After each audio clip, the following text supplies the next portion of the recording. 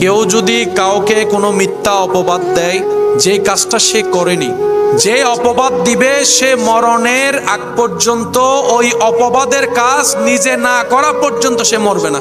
আমি যদি কাউকে অপবাদ দিই অমুক ব্যক্তি চুরি করেছে, কিন্তু তিনি চুরি করে, আল্লাহ আমার জীবনে এমন কাহিনী সাজাই দিবেন, জীবনে মরার আগে আমাকে চোর হতেই হবে, চুরি করতে হবে, চুরি না করা পর্যন্ত আমার মরণ হবে না।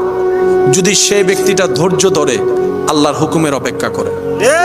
যাদের সন্তান হচ্ছে না তাদেরকে একবার জিজ্ঞেস করেন, ওনারা বলবা ছেলের দরকার না, একটা মেয়ে হলো দেন, আল্লাহ একটা মেয়ে হলো দেন, একটা মেয়ে হলো দেন, আমি মা ডাক্তার শুনতে চাচ্ছি, আমি বাবা ডাক্তার শুনতে চাচ্ছি। সেজন্য বুদ্ধিমানরা আল্লাহর ফয়সালায় কখনো নারাজ হয় না। তারা কি বলে জানেন, আমি তো চাইলে কিচ্ছু হবে না, আমি চাইলে দিন কিংবা রাত হবে না, কিন্তু আমার রব যদি চাই রাত দিন হয়ে যেতে পারে, দিন রাত হয়ে যেতে পারে। আমার রব যেটা দিয়েছেন আমার জন্য সেটাই কল্যাণ, আমার রব যেটাই দিয়েছেন সেটাই আমার জন্য উত্তম, আমার রব যেটাই দিয়েছেন সেটাই নিয়ামত। আমি পুত্র কন্যা বুঝি না, আল্লাহ যেটাই দিয়ে খুশি, আমি বান্দা সেটা পেয়ে খুশি। সুবহান।